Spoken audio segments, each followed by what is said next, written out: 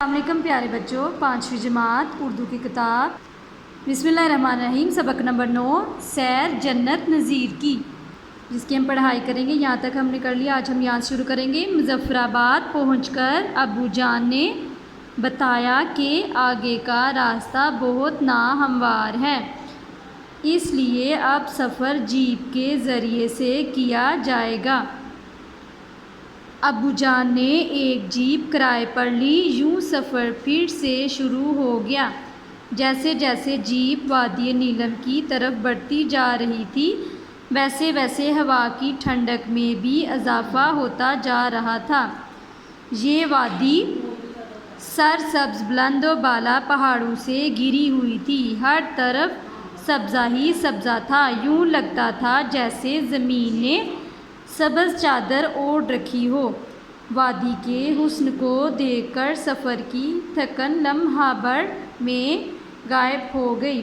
وادی کیا تھی، جنت کا نمونہ معلوم ہوتی تھی۔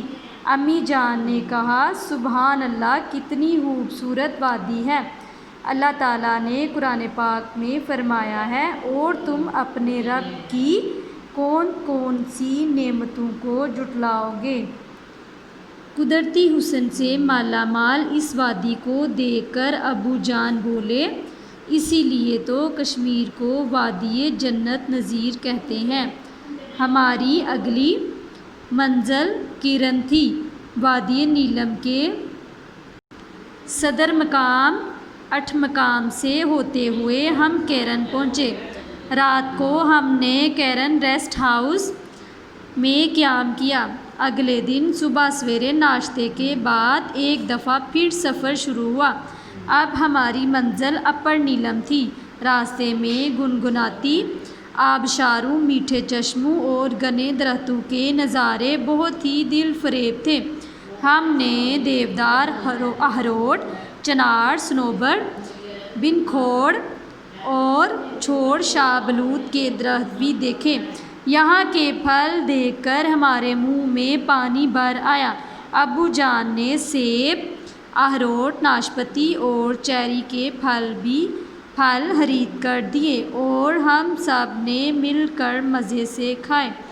وادی جنت نظیر کے دل فریب مناظر اور خوشگوار موسم کی بدولت وقت گزرنے کا احساس بھی نہ ہوا کہ واپسی کا دن بھی آ گیا۔ ہم نے حسین وادیوں کی انمول یادیں دل و دماغ کے ساتھ ساتھ اپنے کیمرے میں بھی محفوظ کیں اور واپس گھر کی راہ لی۔